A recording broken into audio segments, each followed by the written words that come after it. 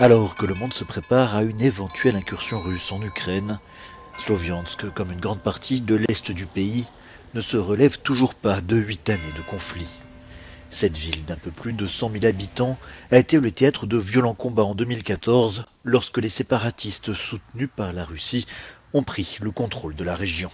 Ma mère a appelé et m'a dit « Tu n'iras nulle part, Sloviansk a été prise ». Vlada avait 15 ans à l'époque et se souvient d'une ville en état de siège. Des gens étaient à l'intérieur du poste de police avec des armes automatiques et des uniformes. Nous ne comprenions pas ce qui se passait. Il y avait beaucoup de monde, il y avait des pneus, des barricades. Nous avons évité tous les bâtiments à plusieurs étages parce qu'il y avait des snipers en haut. Nous essayions de ne pas être dans un espace ouvert parce que nous ne savions pas quand une balle allait arriver.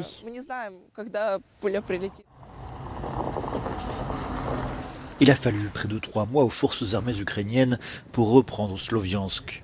Les séparatistes se sont alors déplacés de 100 km vers le sud, d'où ils continuent de se battre aujourd'hui.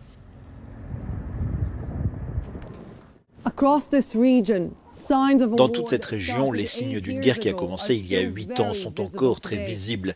Mais ce qui est encore plus clair, c'est à quel point ce conflit a marqué les gens d'ici. Roman avait 20 ans lorsqu'il a été touché par un sniper sur la ligne de front.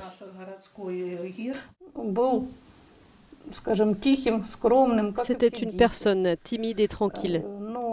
Mais il avait quelque chose en lui, un sens de la responsabilité envers les autres. Il était moralement prêt à protéger l'Ukraine. Il disait « Maman, si ce n'est pas moi, alors qui ?» 5 ans plus tard, Olena pleure toujours la perte de son fils, mais insiste comme pour se convaincre elle-même sur le fait que Roman est mort pour la bonne cause. Il est évident que la mort de jeunes gens est triste et très douloureuse. Mais l'indépendance de l'Ukraine en vaut la peine. Si Sloviansk a été reprise, Louhansk et Donetsk, les capitales régionales, restent dans le giron des forces pro-russes. Une ligne de front coupant de la région, autrefois l'une des plus prospères d'Ukraine.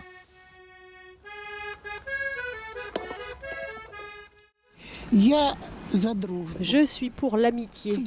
Vous pouvez me juger autant que vous voulez, mais je suis pour l'amitié. Je connais très bien la Russie et je connais très bien l'Ukraine. Et les gens sont les gens. Ce n'est pas leur faute. Pas la faute des gens, mais peut-être celle de leurs dirigeants. En cas d'offensive russe, personne ne sait vraiment ce qu'il adviendra de Sloviansk et ses habitants.